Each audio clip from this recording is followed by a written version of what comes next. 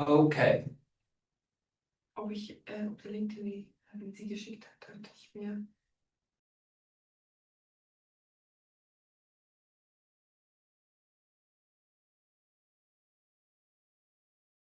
So I would say I'll wait until 35 and then I will just start. We are checking the link. There are people coming. This is me. That's you, Monica Silva. I just want to try the link, but But you are not Monica Silva. I know. Let's try. Okay, people are coming. That's good.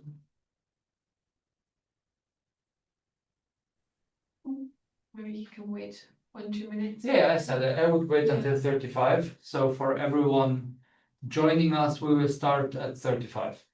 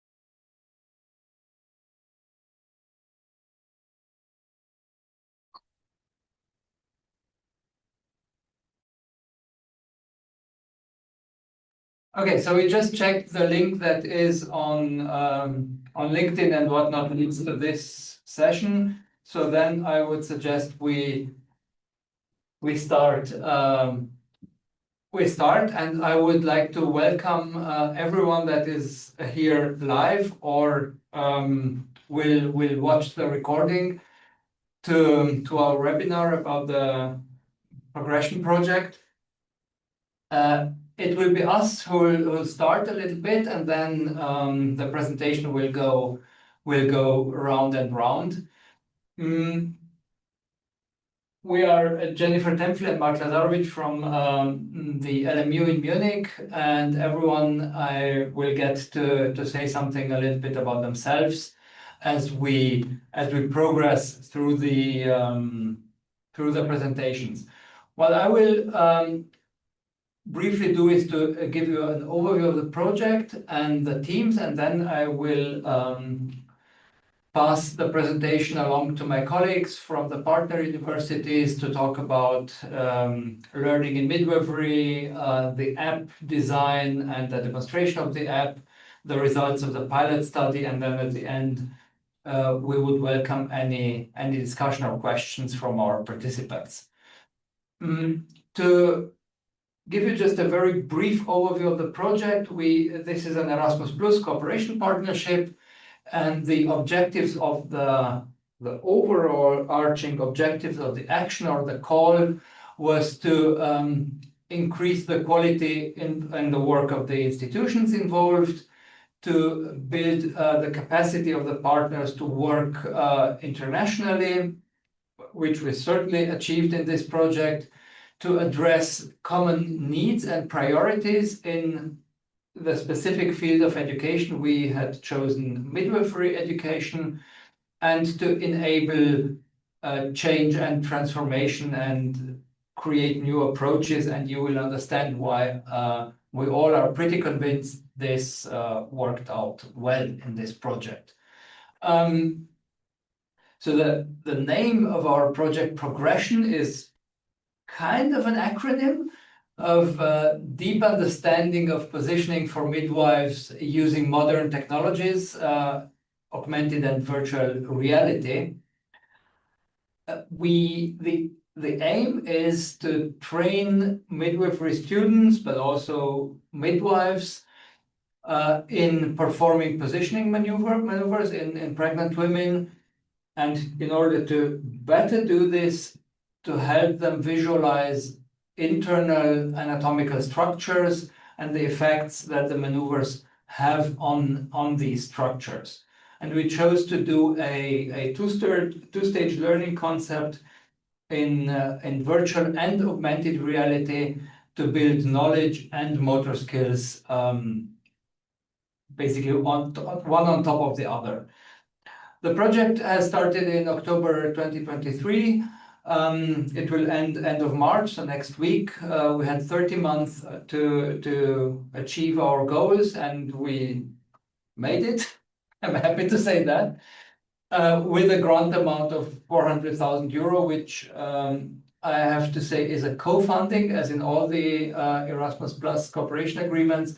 So this amount did not fund basically everything. The institutions brought in their own resources as well.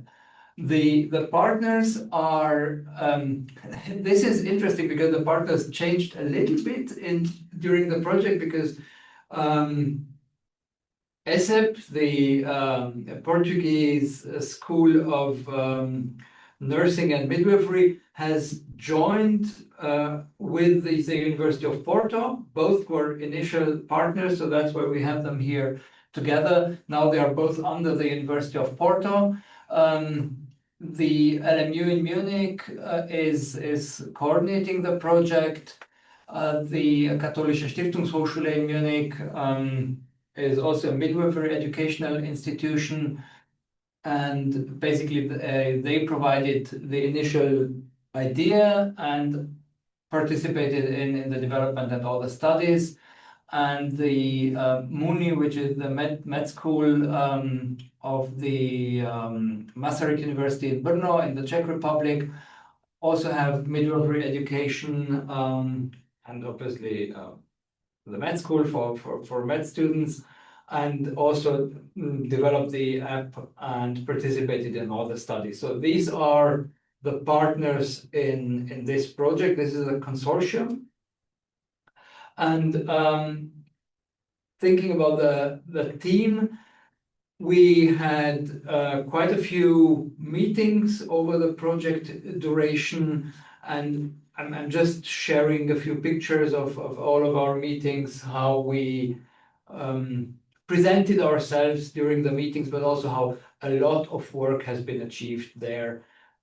Physical meetings, I have to say, in this type of projects are extremely relevant and helpful, and this is how you can reach your goals in a very good way. So this is how we developed the application. The structure of the project is very classical. We had project management and dissemination flanking the main work, which was developing a learning concept, the technology, and then doing a study phase to check the technology. And you can see how different partners were responsible for different work packages in this consortium. And before getting to hand over and to talk about the concept, just a brief overview of the workflow. So we started the project by developing the learning concept. What do we need to teach? How do we want to teach it? We got feedback from external experts on the initial concept. We piloted it with students and then we updated it again. In the second phase, we developed the technology. We initially tried to derive the movements of the pelvis of pregnant women by really measuring real pregnant women with markers. You can see on the upper two images, and then create the 3D movement model and the applications. You will observe that I said we tried. So the pelvis measurement did not lead the results we hoped for. This is why we went with a more, let's say, traditional approach and gathered the knowledge in our consortium and external experts to create that 3D movement model. After we had the application, we went into the study phase, delivered the course at 3 institutions, which is ESEP, the KSH, and MUNI, evaluated and updated again. And whoever is watching carefully these numbers will observe that the study phase and the technology development, so the technology development goes even after the study phase, which is logical and how we plan to do it. The study phase revealed quite a few points that needed to be addressed in the app after we discovered them. So that's why the technology development was more or less the latest stage we went into. Briefly about the results. So we managed to combine a teaching concept with very innovative technology, and we tested this in real-time midwifery studies and got a lot of positive feedback from there. So the application has been successfully used in teaching, and we all think it's a very promising approach to improve midwifery education in the long term. And just as a heads up, the app will be available in the Meta App Store free of charge. We offer an option and strongly encourage every user, if they create scenarios, you'll hear about creating scenarios in a minute, to share those with the community. And there will also be a handbook to help any university who would like to implement this in their teaching to understand how to best do it. So it's not just here's the app, play with it. The app will be accompanied by a handbook. And with this, I end my brief introduction. Thank you for joining us, and I hand over to our colleagues, who will discuss the learning concept.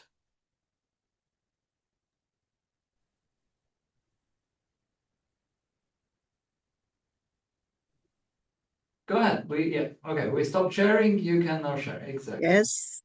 Thank you. So good afternoon to all, and it's very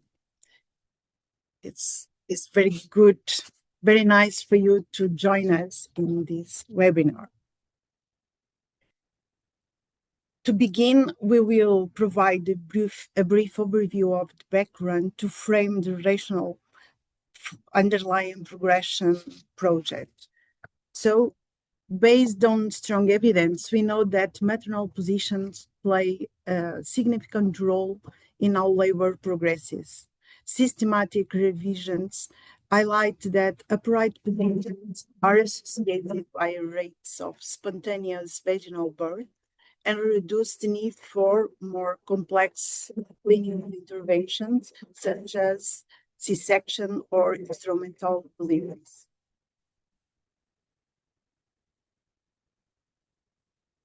Therefore, knowledge of maternal position is critical it's a critical clinical competency that should be mastered by all midwives. So, how are maternal position and their relationship with labor progression taught in midwifery curricula nowadays? Current training methods mostly focus on showing different positions using image, videos, or other teaching tools to explain what is happening inside the woman's body during labor. As you might expect, we frequently use pelvic models and fetal mannequins. They are very helpful, but they mainly support a more surface level understanding of the process and that occurs inside woman's body. As a midwifery teachers, over the years, we realized that students learn what to do, but not fully see what is happening inside when they do it. As you can see in this image, there are some examples, and there have been important efforts to improve how we visualize internal anatomy and understand birth mechanism, and especially through new technologies. Most of these approaches allow us to see what is happening, but they don't truly enable interaction, clinical reasoning, or the immediate understanding of the impact of the decision. So we felt that we need to go further, that is, to create a way to practice clinical reasoning, supporting these decisions about maternal position that facilitate labor progression, and to observe in real time what happens inside the woman's body, particularly the impact of pelvic diameters and fetal movements. So, how can we achieve this?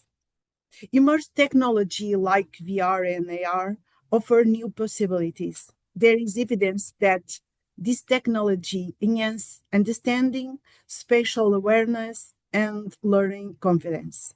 In fact, these technologies make the invisible visible with the edge advantage, user controller interaction, where decisions shape what happens next.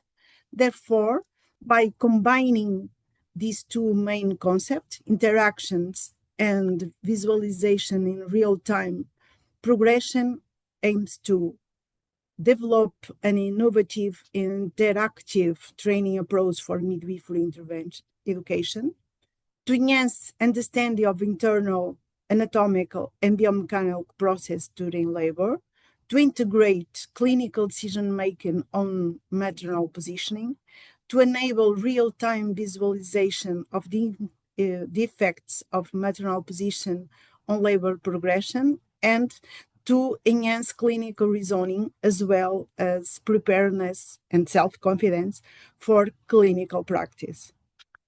So with all those aims, we now thank you for your attention, and now we will continue with Frederica. So Frederica, the floor is yours. Hi. Yeah, thanks, Alex. I'm keeping on with the learning concept and how we, or what we created to support the students in learning all these aims. We started with a self-learning unit where the students can repeat all the theoretical background they already got about the anatomy of the pelvis, all the anatomical structures, the biodynamics of the birth, and of and the theories of positioning women during labor. All these parts ended with a quiz the students had to do with 100% to solve the quizzes, and then they can go over into the next theoretical step. Alex, could you keep the presentation? Yeah, perfect. Thanks. The second step is then the VR training. here we have a short technical training to get the students the usability of the app and how they can grab things and move the avatar and how to handle it. After that, we had this training with our VR avatar. You can see it on the right. That's the woman with the pelvis, the pelvic bones, and the fetus inside. We added 2 rings, one for the pelvic inlet and one for the pelvic outlet, and they change the color when the pelvis is moving so that they can really see and understand what is happening inside to close the gap in understanding the what is happening in there. First of all, they just move the avatar and see what's happening. After that, they can do different scenarios with different fetal malpositions, and by positioning the woman, they can get the fetus back into a physiological position that's best for delivery. We divided it into self-training units with scenarios where they did it by their own and facilitated scenarios, and they are all still in the app and can be used. Then we get to the third step.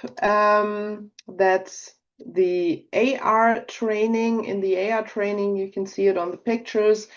One of the students got one of these blue empathy bellies that they move a bit more pregnant.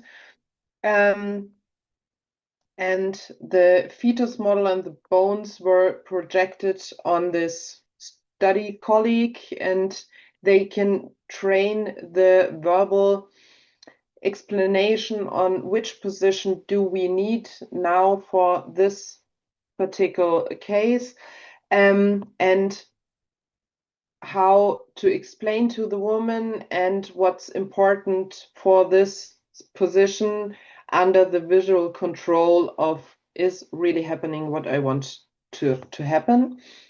So they have these connection from just understanding and then verbalization. In this part, they also could do different scenarios, again with pre-training and facilitated training. The feedback of our students was quite good. So they really liked the application and were really happy to learn and understand quite more than they did just with the theoretical lessons they had before or the traditional training we had.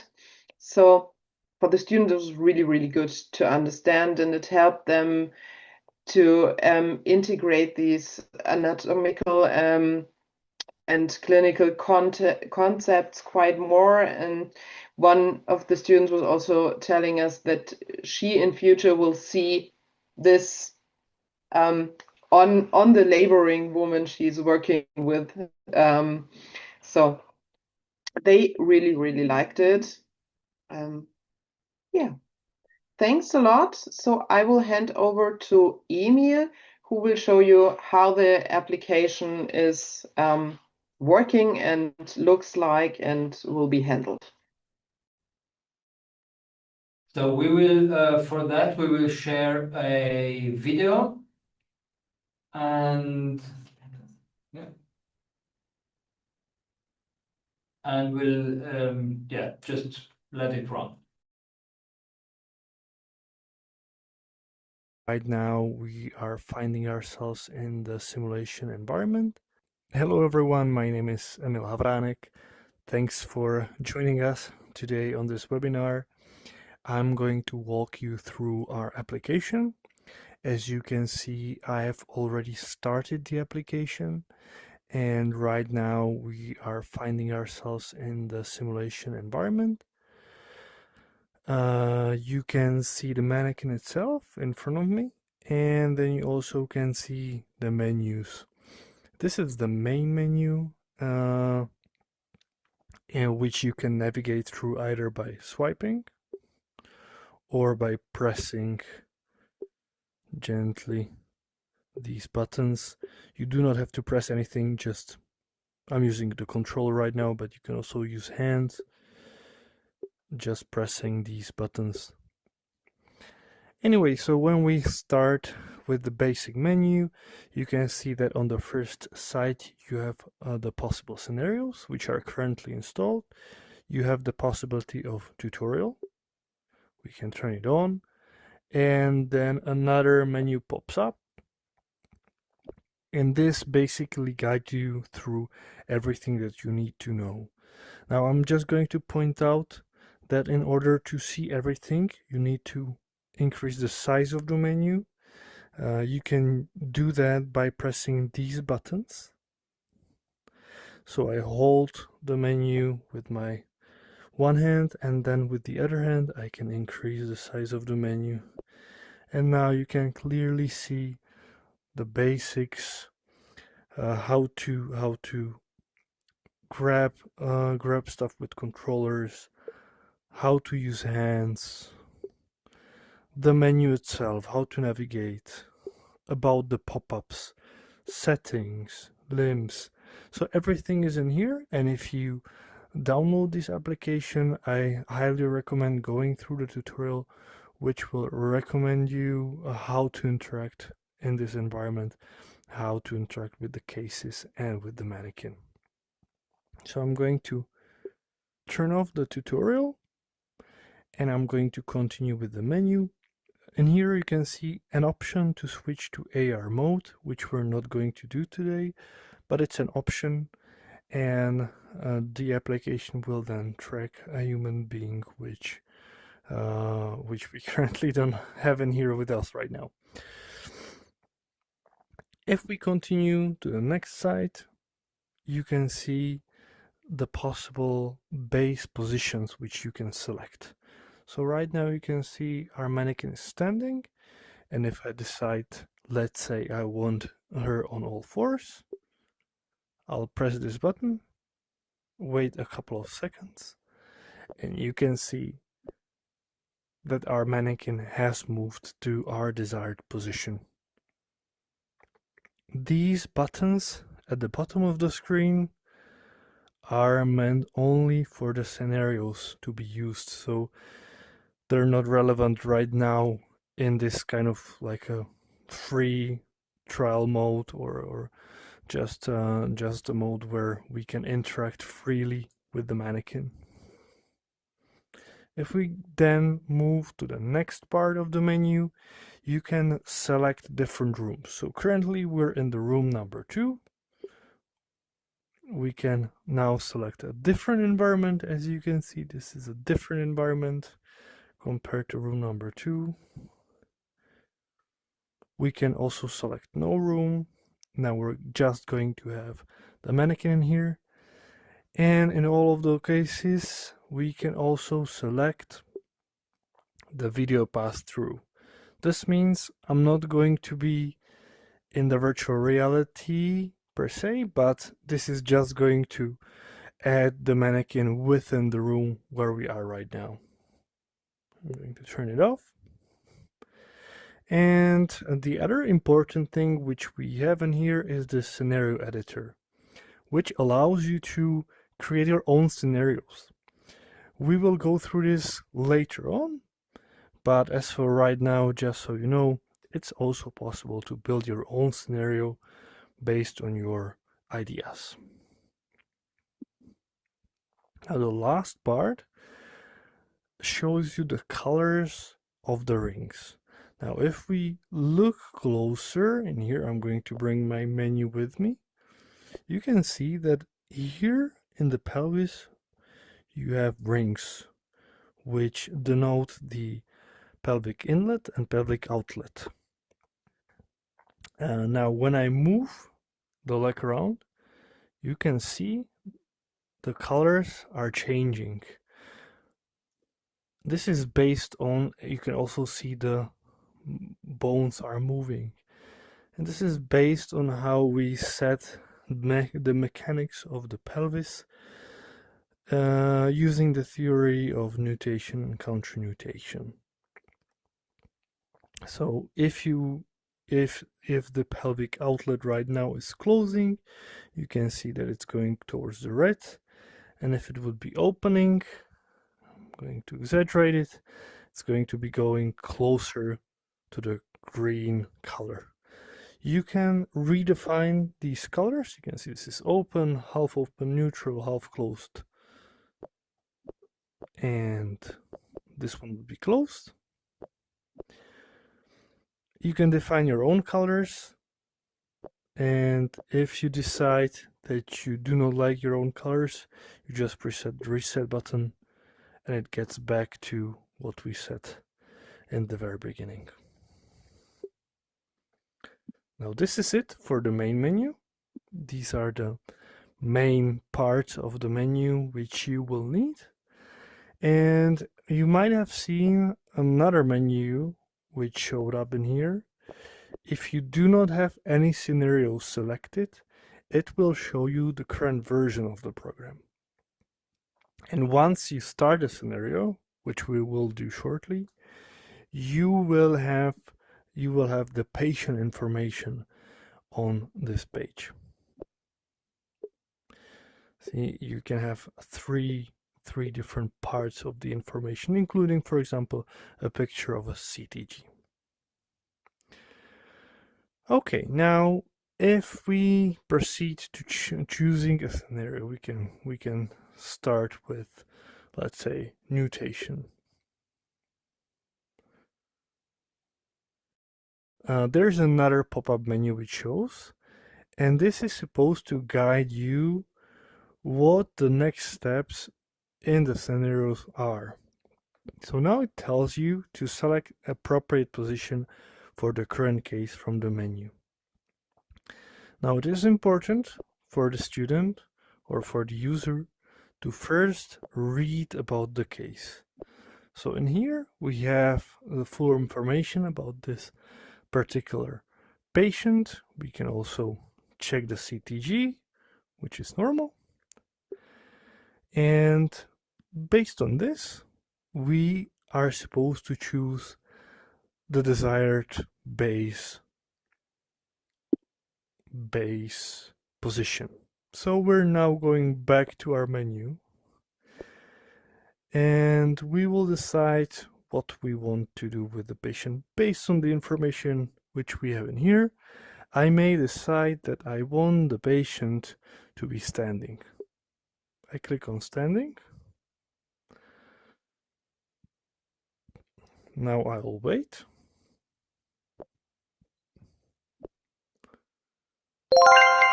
And I hear this noise, which tells me I have selected a correct position. Which again brings up the pop-up menu, which tells me to adjust the limbs of the patient to influence the pelvis. Now the program works in a way where the correct position is based off of the pelvis. So again, the principles of nutation and counter-nutations are applied in our case. So we will now try to adjust the position of the limbs. Okay, so I may decide I want the patient to squat. So I will start with adjusting of the limbs. Now it is important when you move the limbs around to always hold two joints at the same time. So I will hold the knee and the ankle joint, and now I can move the whole leg. This is much better than just holding one joint. All right, so I'm going to adjust it slightly, and now I can move the whole pelvis down, and you can see, you can hear that I adjusted the limbs correctly. You can see that now the pelvic outlet is opened. This is what we desired. And now it tells us to press fast forward to observe the fetus to move. So we're going to do just that on our main menu. As I told you right now, these buttons become relevant. So again, it tells us to press fast forward. And now we can watch the fetus to move. Because we have successfully used the principles behind this case, which was principles of nutation. Okay, now fetus has turned into final position, and we can start from the beginning again if we want to. Okay, so we will reset the case. Okay, now the case has been restarted. As you can see again, we have the same information about the patient. Yet again, we need to increase the size of the menu if we want to see the full information. And now you know that standing is the correct base position. But what happens if I choose an incorrect one? Let's say I'm going to choose birthing ball.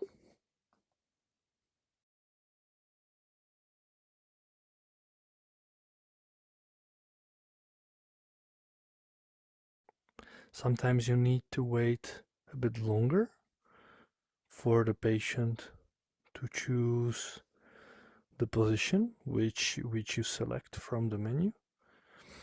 Okay, now since this was a wrong position for this specific scenario, you did not hear the sound as you did before. Additionally, you cannot move the limbs anymore. This is both to show the student that this position is incorrect. Now, if I were to select the correct position again, now you can hear the voice, the beep, which tells me that this position is correct. And again, I see the next step that I should adjust the limbs of the patient to influence the pelvis. Okay, but sometimes you can see the student struggling with the mannequin, even though they selected the correct adjustment of the limbs. So let's again try to adjust the pelvis. I'm going to make the patient squat. You see that now I think I am in correct position, but I don't hear the beeping sound telling me that this is correct. But you can see that the student actually is doing what was intended and that the student is thinking about it correctly. Now for these cases, we have a button force complete, which then recognizes this position as correct. So if you see something like this happening, you just tell the patient, tell the student to press force complete. And now a pop-up tells me that the limbs were adjusted correctly and that I should press the fast forward to observe the fetus move. So I'm going to go ahead, press fast forward, and yet again I can see the fetus move through the pelvis.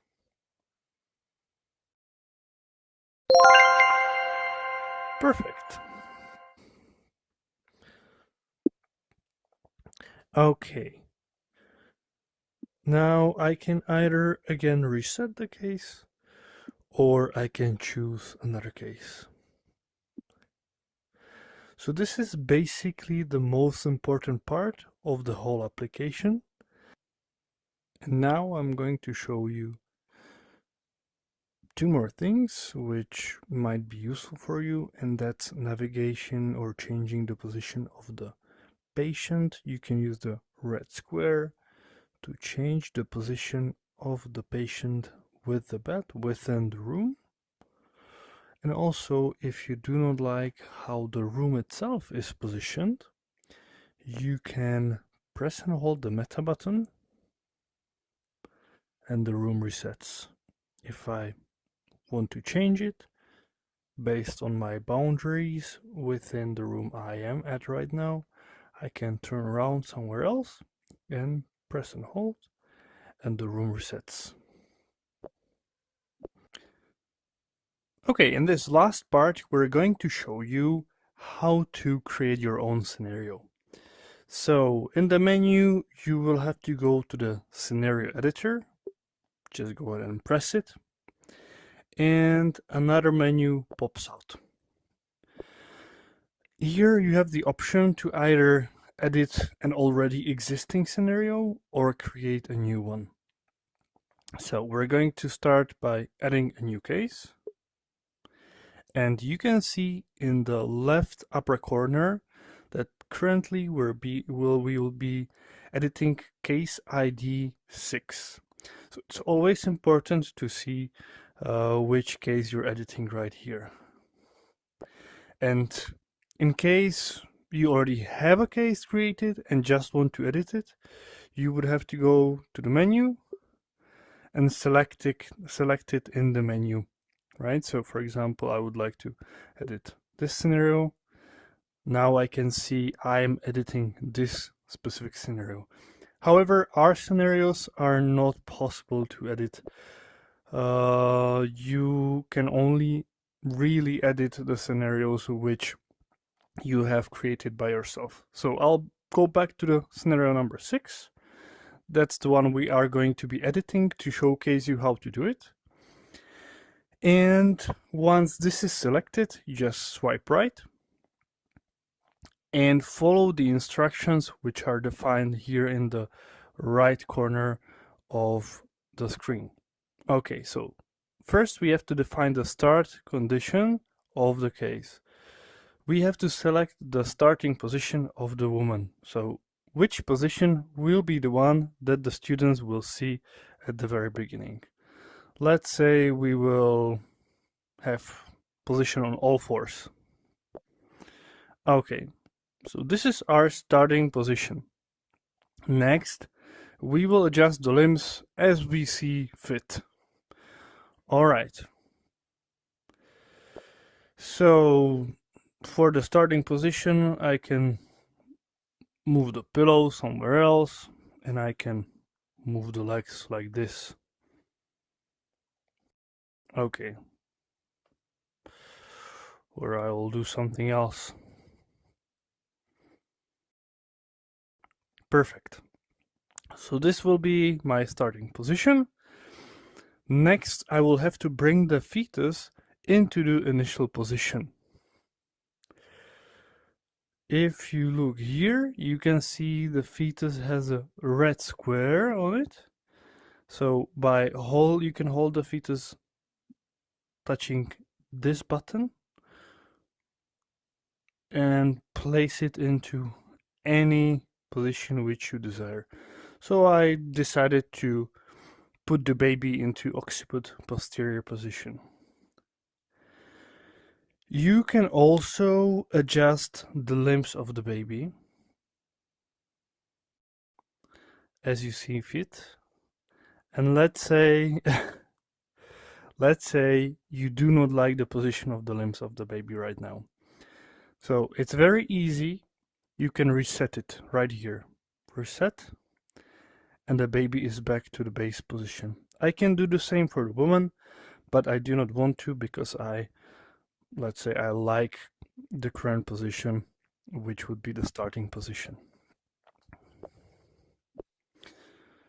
Okay, next thing which would be possible to do is adding a text. So this would be the patient information panel. You can add information about the patient, about the delivery, and you can also add images like, for example, CTG. This part is much easier to edit with a computer. So not within the application, but once you attach the glasses to the computer, you can access a file folder where you will be then able to paste files with the correct case ID name, and then it will appear right here. Okay. Once we're happy with the starting phase, we will proceed to the next phase. Now we will have to select the position, which will be the valid position, meaning that position is our aim for students to choose. Again, we will have to go to the menu and select the desired position. Okay, I'll select kneeling, for example.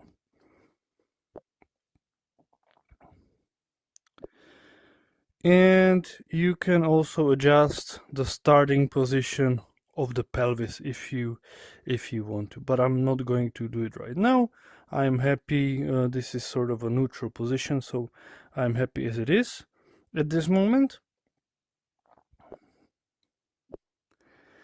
And I will just proceed to the next phase. Again, I could adjust the limbs if I wanted to, but for right now I will just keep it as it is. I'll hit the next phase, and in this phase we will be adjusting the final position of the limbs where we want our students to put the limbs into. So let's say I want the students to do something like this.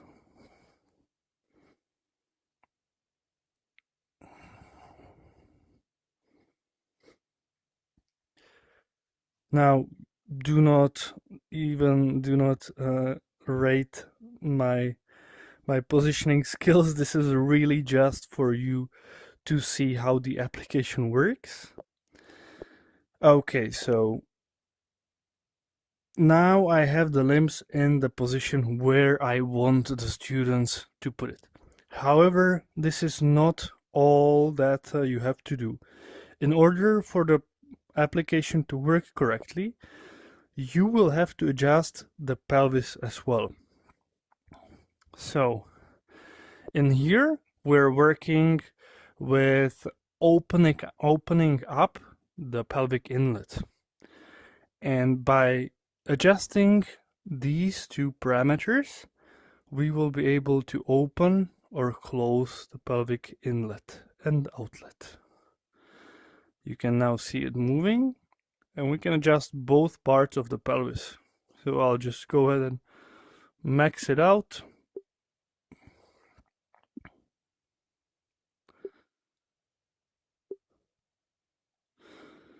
And now you can see that the pelvic inlet is opened, outlet is closed. Perfect. In here you can also adjust to which extent it's possible for the students to deviate from your desired position, and to which extent will the app accept it as a correct position. Alright, I'll just hit save so that we do not lose our data so far, and I will proceed to the next phase. Additionally, you can add an alternative. So you can add multiple paths in which the students can arrive to the final correct position. Okay, in this last phase, you can set the movement of the fetus. So now you can see the fetus is sort of flickering because that is also showing the base position. Again, you will be grabbing the red square and adjusting the baby into the position which you would like. I'll just keep it like this. Perfect. I'll hit save. And that should be it. You can try it out, how the baby moves. And it moves nicely into the position where I want it to. So we're going to test out the scenario itself. Before you are able to fully test it, you will need to exit the application. So I'm going to go quit. And I will start it again.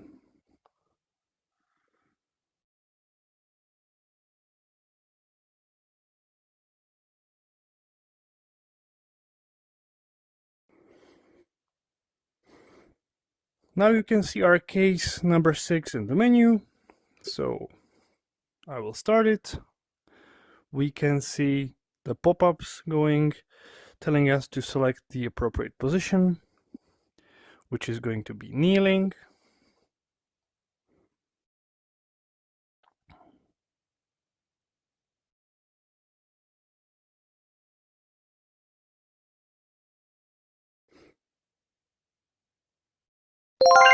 You can hear the sound that we were correct, and now we need to adjust the limbs of the patient.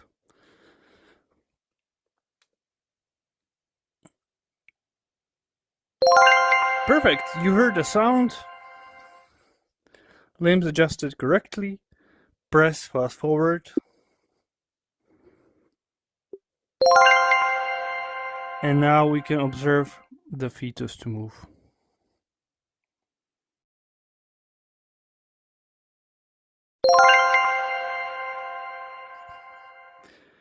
And we have successfully created our own scenario. So thank you very much for listening to my presentation, and I will very gladly answer any of your questions. Thank you, Emil. If there are any questions, I would suggest we incorporate them in the conversation at the end of our webinar. And now I would hand over to Frida if he has anything to add to your video about and say anything about the editor, right, Frida? You're just muted.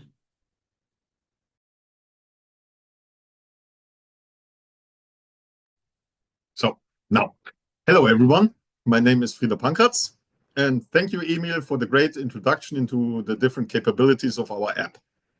Now I want to go a little bit deeper into some of the more complex things in the scenario editor that you might visit on your journey to create one of the scenarios. So as Emil said, you start the editor from the settings page of the main menu, and you can edit or create new cases as you want. One thing that's also possible is to edit the default cases that come with the app. What happens in that case is that on the main menu page here,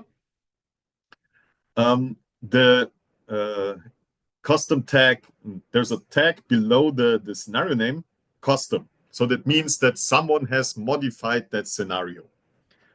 The only thing that you can't do with our scenarios is delete them. There is a remove case button here, but that only works for either the changes you made to the default scenarios or to the scenarios you created yourself. But the default scenarios will always be available.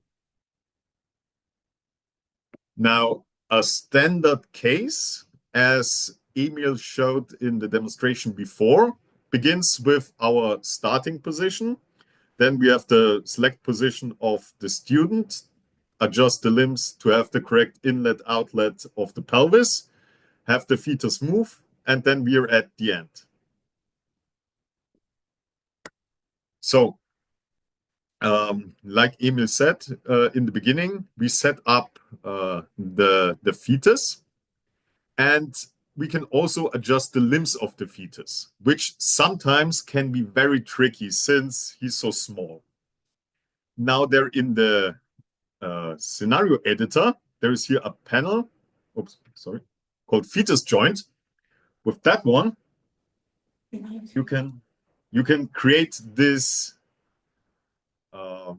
coordinate system to finally manipulate each of the different limbs of the fetus.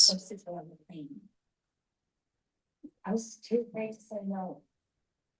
What might happen if I tried to say no? Did you hurt you? Excuse me? Was there a question? The whole flight, I feel him sitting there. I think it's just an open mic. Oh, okay. Yeah, question then at the end. We'll work Okay. on muting it. Yeah. Yeah. And yeah, the reset buttons and so on. As Emil said, all of this will result in some files on your device. So if you connect the device to any PC and go into the notifications of the Oculus Quest, there is then a thing saying we allow USB file transfer. And if you enable that, then you can go into the file structure and either modify the files that are in there or add them. So it is possible for the patient information to change in every step. So the thing is, basically, it's a name schema of the case.face name. The face name is also visible in the editor if you're currently editing it on the top left. Then the page number of the patient information screen, which can go from 0 to 2. So for the 3 pages that we have. And as a file ending, we either have txt for a standard text file, but you're able to use rich text tags. So if you Google for them, then you can do things like coloring the text, bold, italic, so these basic word editing functions. Or you can place PNG files in there. Then it will show an image. Or you can also place an MP4 file. Then it will display the video. So something like a live EEG or something like that. The ability to be able to change the patient information during the different phases is that we want to be able to show in the patient information if the status of the woman changes. So if there are any medical indications like the increased heart rate or anything. So basically changes during the scenario. Now, for the creation of the cases, like Emil said, you can have many different possible ways to go to the end. So from our starting position, we can have as many positions as a correct position as you want. So you can add them one after the other. Then in the next phase, select position. Like Emil said, we just select the position and adjust the limbs as needed. The adjust limbs is just to make the woman look, the mannequin have like a nicer position on the bed or something like that. Or you can also use the pillow that's in there to make a more realistic scene. Now, in the adjust limbs phase, that was also very nicely demonstrated by Emil. There's one more button that I think is quite handy, the test pelvis button. If you click on that one, then while you're editing your current case, you can test out how the pelvis will react to the changes you do. So like that, you can easily identify then maybe the range of the movement that should be allowed, and so on. We have an automatic pelvis. So basically based on the movement of the limbs, the pelvis will move accordingly with the inlet and the outlet. But during the design of our different scenarios, I noticed that sometimes the change in the limb position can be quite small. which would also result in a quite small change in the pelvis. So to amplify that, we have this start pelvis position, end pelvis position from the start phase and the adjust limbs phase to be able to show a bigger change in the pelvis movements than what is realistically happening, so that we can really have there a big change. And you can also change how much the pelvis will move. By default, it's 5 degrees, and 5 degrees is already quite a lot if we have like a moving pelvis. Now, once we're in the adjust limbs phase, from that one, we proceed to a fetus move phase. And here we can have different combinations. So if you have like, oh, sorry. The first adjust limbs can go to a first fetus movement, and a different adjust limbs can go to a different fetus movement. Or we have two different adjust limb phases, and both of them go to the same fetus move phase. So we have different ways on how to construct the scenario. Now, during fetus move, we can also do one more thing. There is the add and remove buttons. So basically, you can create sub-steps from the starting to the final position and have there a more detailed animation. The total length of the movements are always the same. So if you have like a really long path, the fetus has to move, it will move that path in the same time as a short path. So it will only always take around 10 seconds. That's the number you can justify there with the fast forward at the top. And like with the start phase, we can also fine adjust the fetus limbs with the fetus joint menu.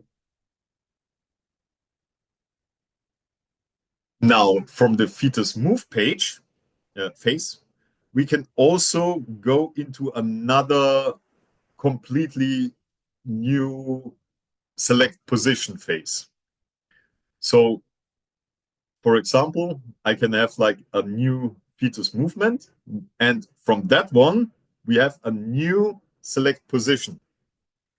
So basically that means we can have like one path which is just quite short, like select one position, adjust one times the limbs, and the fetus will move into the final position. Or we can have a longer path where we first put the woman into one position, the fetus moves a little bit, we go into a second position, and the fetus moves to the final position. So like that, we are able to create quite complex scenarios. So like I visualized here. And as you can see here with the second path, so once I'm here at the fetus movement from the second path, I could also go back to the select position of our first path. That's also quite possible. Or go with a third new path. The thing is, the fetus move always uses the current position of the fetus to move to the final position of the fetus move phase. So no matter how you combine the different phases, in the end, it should always move to the final position that you have specified. That was now quite fast, since Emil already explained very good about the editor. So thank you for that. And I would hand over to the next presenter. Yeah, thank you, Frida. If I'm not completely wrong, the next is Carla with the study phase, right? Yes, that's correct. Could you confirm that you are seeing my slides? Yeah, slides are visible. Wonderful, thank you. Good afternoon, everyone. My name is Carla Sacoto. I'm from the Faculty of Medicine of the University of Porto, FMUP for short, and I'm presenting the study results of the progression on behalf of the FMUP team that led this work package, but also on behalf of all the consortium who have contributed to the study. So as my colleagues have already presented, the main goal of progression is to help visualize the internal subtle movements of the pelvis and the fetus, and allow this visualization to improve the traditional training. So through the study that we have implemented, our objectives were to assess the educational effect of the educational program and specifically assess the students' knowledge. And as side effects or secondary effects, we were also aiming to assess the usability of the app, both the VR version and the AR version, and to explore also the students' perception towards the overall learning experience. The study, as any study, has a timeline and started with the preparation of the data collection instruments and in parallel the ethical approval so that we could implement this study throughout or across the the three institutions that embedded this study in their curriculum. The next step was to receive or to share the information of the study with the participants and to receive their informed consent. And this was done only after receiving approval from the three ethical committees from the three institutions, higher education institutions. The most exciting part was delivering the intervention, and by the intervention I mean the progression educational program, which, as I've mentioned, was integrated across these three higher education institutions in Portugal, in Germany, and in Czech Republic. The final part of the study was based on the data that we collected, organized this data and analyzing it and produced the reporting and the publication that then informed the refinement of the app, as Mark mentioned at the beginning. I will focus now on the intervention itself, and by that I mean the implementation of the educational program. So our study design started by assessing the baseline knowledge in what we called a pretest. So our study design was a prospective pre-post intervention with 2 post tests, and I will get into that in a few seconds. So we assessed the baseline knowledge, and this was made through a multiple choice questionnaire that was developed through a consensus, through a consensus achieved with the partners using experts in midwifery and obstetrics. And this 10-item multiple choice questionnaire was online and clinical case-based. After this pre-test, the students then gain access to the learning module where information about pelvic anatomy, biomechanics, and the maternal positions were available. And they also need to do some quizzes so that we could monitor their progress.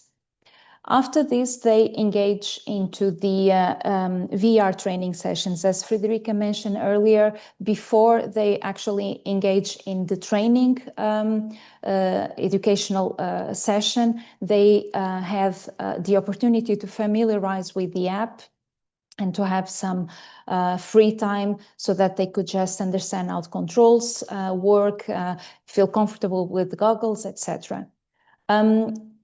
After that familiarization session, then they, in groups of 4, would have a VR training session. This session was split into 2 parts, one with the self-training, around 2 hours, and the other part would be with a facilitator, where they engage into scenarios, and then the scenarios were debriefed with the facilitation of one professor or one teacher. Immediately after this session, we assessed the knowledge again in the first post-test, and also the VR usability. The next step, and this occurred around 2 or 4 weeks after the VR training session, students engage into a AR training session. As previously mentioned, this session was either with the mannequin or with a standardized person.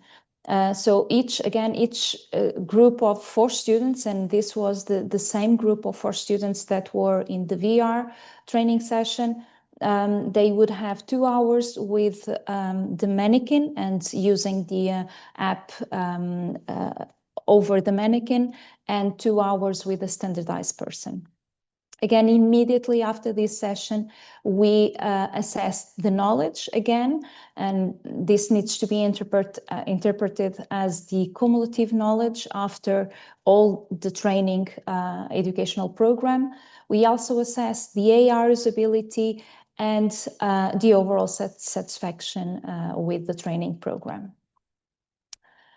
The results that we were able to extract from this study. So our eligible cohorts across these 3 institutions were 125 students.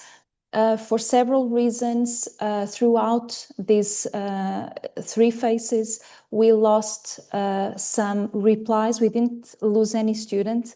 All the students engage, or pretty much all the students engage in all sessions, but for some reasons we could not collect some of their data because they didn't fill the post-tests, or if they filled the post-tests, there were issues with their anonymized code. All this study was anonymized, so we did not collect any identifiable information, and for that reason we lost data, not students, but we did lost some a considerable amount of data. So what I'm going to show you next is the comparison of the knowledge throughout these 3 assessment periods. And for that, because I'm comparing, I will only use the sample of students that completed all the 3 instances of the study. So using these 34 students, I can share with you that the sample, even small, is quite balanced. So we have a similar number of students from each institution. And here you can see a box plot representing the baseline knowledge in this first graph here, the knowledge assessed immediately after the VR training, and the knowledge assessment after the full experience, so the VR and the AR training. I would like to call your attention for the median that in the first pre-test was 67%. So this is in percentage.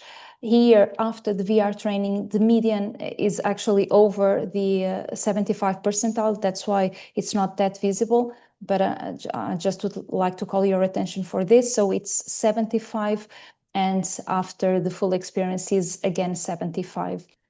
One interesting thing that we can observe in these graphs is that the dispersion of the scores was reduced after the full program, and this can indicate that there was a leveled knowledge throughout the full cohort, after the full experience. And as you can see, the other two tests, knowledge tests, had a much higher dispersion. In terms of the usability, we use two scales, two validated scales, SU scale, which is very well known, and also a scale specifically related to virtual reality and simulation.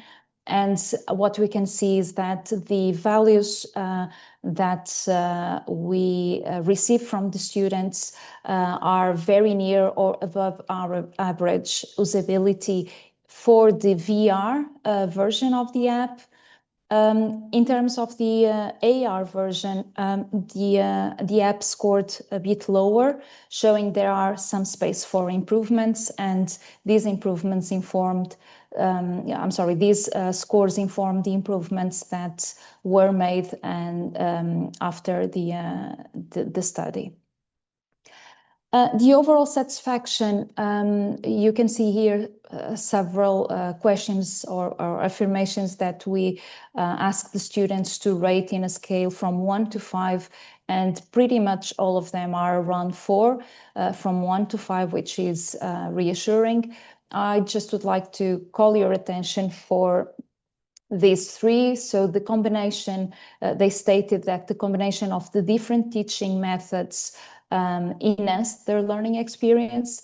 They also stated that they have more confidence in applying maternal positioning techniques, and that these sessions, the VR and AR sessions, help them to better understand and adapt maternal positions in real situations.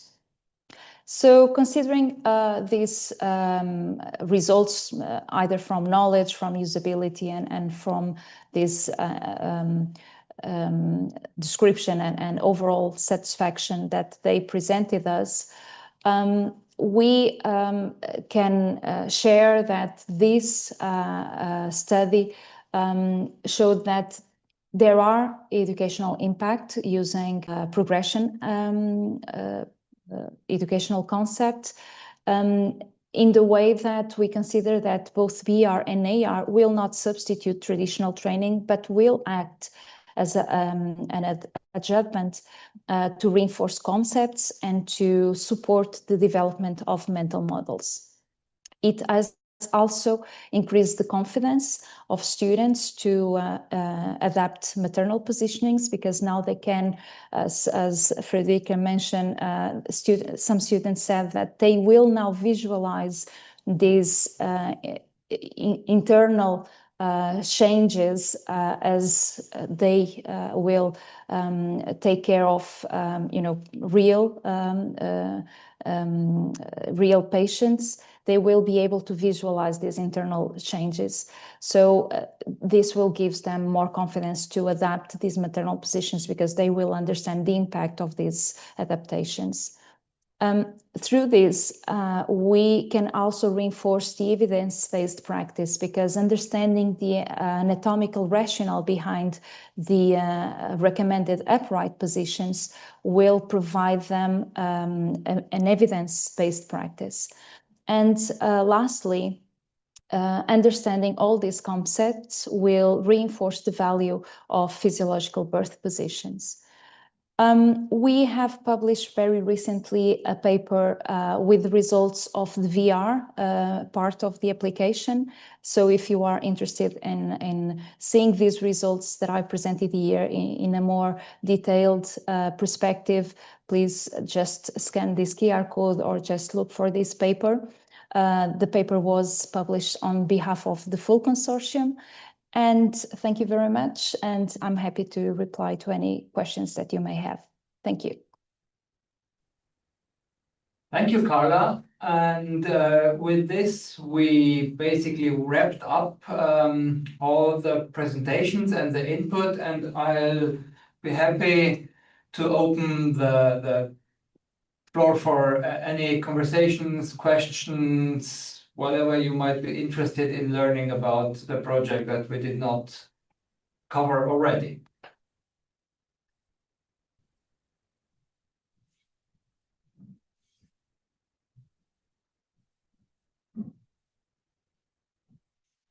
if it's hard to, let's say, to speak, you could also write any question or comment into the chat. I will read it out loud then. Or you can do it in your language, because all languages are somehow presented. Yes. So if it's difficult to start, I will try to make the first question to the group. And it's about the value of VR in as a technical, pedagogical technical. And I ask to you, maybe to Frederica or to Alexandrina, what is the real added value of VR compared to traditional methods? And another question that reminds me how to prevent students to focus more on technology than on clinical reasoning. This is only for to start and to help. I think these are all questions for our educators, to be honest. So either Friederike, you started already. Yeah. Yeah, so I would start. For the second question, the feedback of the students was that it's so intuitive to use that they don't need to focus on the technology, and they automatically focus on how to handle the woman and what is happening inside. So that was quite easy for the students. Mm-hmm. And you think using virtual reality or augmented reality is a real added value on learning for midwifery? Yes, from your experience. That's what the students told us, because it closed the understanding gap from 2D pictures and slides and stuff to the real 3D anatomical structure and these not visible or invisible processes that are quite difficult to imagine. Okay. If I may, I totally agree with Frederica. Yeah, of course. I totally agree. This app adds an important tool for teaching midwifery clinical reasoning, because the way the content is presented achieve more close the concept of the students. Even today, we use progression app in our class today, and this use is a update to the way we teach and the real concept, so the student can see more things in real time to learn the effect of the maternal position on pelvic diameters and fetal movement. So I think it's a very good solution for teaching midwifery students. So, and Carla, in the results, show that. I think was a very good a good way to show how students learn with that, and was only a small group of students, but the results of this study show that is very helpful. And even in the success stories, when we ask students to say what they felt about the experience, all of them, and in the three countries, they appreciate the experience. They attribute positive ideas to this app. So yes, Carla, it's a very good improvement to midwifery teaching and learning. So it's a good. I can see that someone starts to write some questions. Yeah, I will answer that question in a second. I just wanted to add one thought I had on your question, Carla, about how do we keep them from focusing on, and this will sound very heretic what I'm saying, but to be honest, for me, VR is on the same level as, let's say, a whiteboard or chalk and a blackboard. It is an educational instrument, and we as educators, all of us need to learn how to correctly use every educational instrument at our disposition in order to, let's say, get the most effect out of it. Just because it's fancy doesn't help education. VR offers us opportunities and possibilities we did not have before. So this is what all our students tell us. They are happy to learn with it. But remember how much we as educators needed to work on our understanding on how to teach with it in order to teach effectively. And I think this is an ongoing process. This is just something to add. And I think the Carla Sakoto has also, you have your hand up. Do you want to comment on this? Yes, thank you, Mark. I was just thinking that I fully agree what you just said. This is an instrument as we use mannequins or PowerPoint or whatever. This is one of the instruments. One thing that I was thinking while Carla was posing the question was not distracted with the technology, but potentially with some cognitive load with the technology, because students may be distracted by the use of the handlers, or by the understanding of this 3D world on top of our world, and that could impair learning because they are, their brain is just overwhelmed with all these new feelings. But again, we have strategies to overcome this, and familiarization, allowing them to experience in a comfortable room and with some ways of guiding them and accommodating their challenges throughout the understanding of how the app works, is a way of overcoming this and making their learning experience very useful in terms of knowledge and understanding of this, whatever the visualization provides. And this is not just for midwifery. We have been seeing this through many other healthcare apps that uses virtual reality or AR. Thank you, Carla. And before we go to Ruth's question, I will ask one more. I will make one more question. It's about curriculum integration of the program. The program has 16 hours. And how do you suggest integrating into already overloaded maternal health nursing curricula? Maybe this is a question more for Alexandrina or for Frederica or for Emil. What is your experience of that?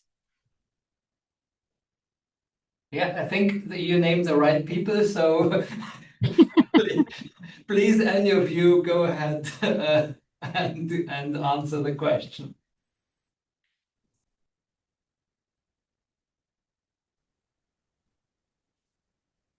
Sandrina, would you like to start?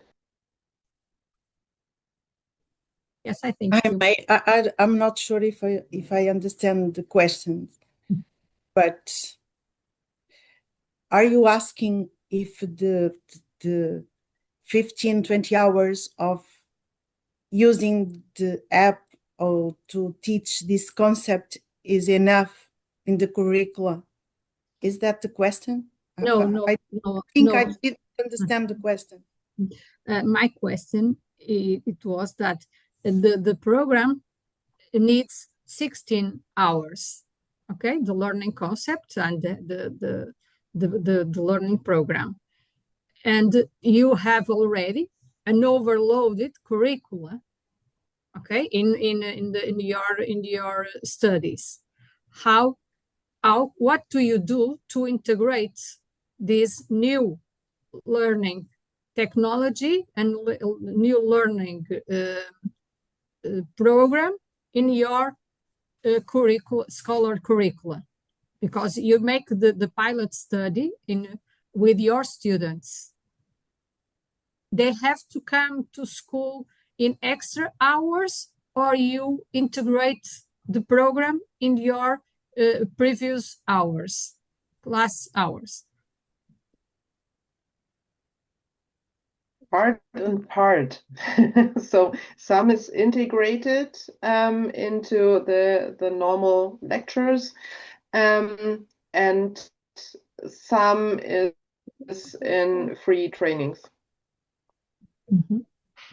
So for us in Czech Republic, we managed to integrate it into the curriculum which was already in place. So maybe it did replace some things which were there previously.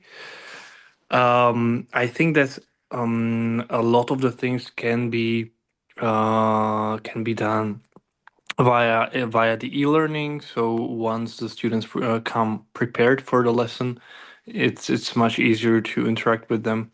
And obviously, I understand that some educators might find it difficult to integrate so many hours. But I don't think that means that it should not be a part of the education. If it's not possible to include the whole 16 hours, of course, I understand that. But integrating at least some part of it, I think it's very manageable. If some educators decide to just go for the VR instead of the whole course, that's also a possibility which is achievable, in my opinion. I also agree. And for instance, as I said before, today we use the progression app to explain the relation between maternal position and the pelvic diameters and fetal movements. The next class in midwifery curricula this year, next week, will use some cases to practice the clinical decision. So I think, I don't know about the hours, the total of hours, but we are using this tool to teach students, midwifery students in ESEP nowadays, today and next week, and maybe next week. We'll see.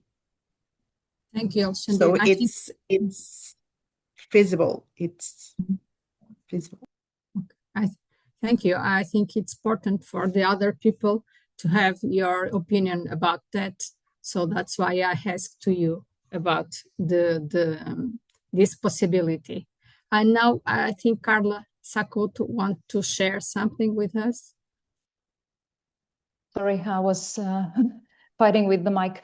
Well, just continuing this conversation, I think that one thing that the study also showed is that this technology should not be seen as something independent, you know, as you've mentioned, not something aside of the regular curricula.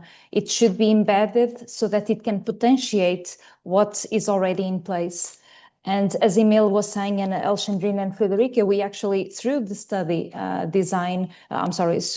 the study, we actually embedded it in the existing program by shifting some classes, by putting some theoretical in-person classes in the e-learning module. So it will take some work, but it is possible. We have done that while we were implementing the study.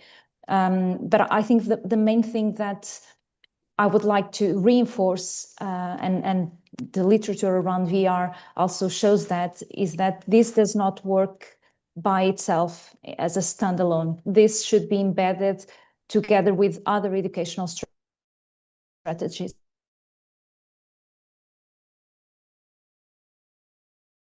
anyone want to make a question? Well, I would maybe answer or start answering. I see Frida has unmuted himself. So, Ruth, you asked if the app is available already. It will be freely available after the end of the project. If you would need it, I mean, that's next week. But if you would need it urgently before that, I don't know, Frida, maybe you can comment on this. Yeah. So like you said, Mark, by next week, it should be publicly available in the App Store. But you can also join our beta program.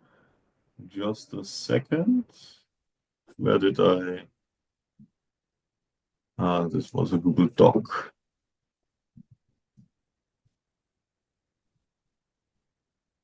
Store. So what Frida is trying to say. Here. Oh, yeah, Here okay. is the link. Okay. Ruth said next week is early enough. Okay, but if anyone wants to try it out today, basically here's the link to the Google Doc. It's a small setup you have to do. First, log in to Facebook, go to the second link, join our beta program, and then you can install the app. That's it, basically. The document also contains some other debug information, but all of that information will also be in our handbook that will be released on the webpage as well. So the best thing is look at our webpage next week, and there should be the handbook and the link to the app in the store. And yeah, maybe I'm not sure any one of us said that, but it's an app for the Meta Quest 3. So you need a Quest 3 to use the app. We all kind of assumed it. Yeah, I also received some requests for the Meta Quest 2. I've taken a look at our app, and I think I should be able, without any disadvantages, enable the Quest 2 as well. How well the app is running on the Quest 2 is something we have to see. So I'm quite confident that the augmented reality mode will not work well on the Quest 2. But the standard VR mode should be fine. Okay, thanks. That's a good additional information for anyone looking at their current VR goggles. I'm watching the chat and also the group of people and the watch. So I would say I would give people a few more minutes, but if there are no questions, then I will wrap this webinar up. I just posted, and I also just posted an email address in case there is some difficulties or something else. You can contact us via our social medias, for example, as well, but you can also just write us an email at this progression@enonline.de email address. Yeah, so any questions, any worries, worries about the program, not your worries, but we'll try our best to answer these.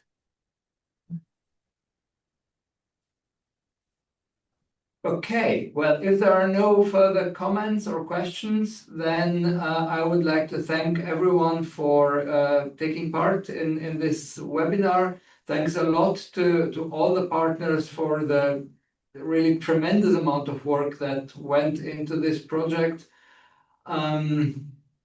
You will hear from us on social media and our website. And see you around, maybe at some conferences or if you ask questions or whatever. Thanks a lot. Thank you, everyone. Bye-bye. Have a good day. Bye. Thank you and goodbye. Bye-bye. Thank you. Thank you. Bye. Bye-bye. Thanks. Goodbye.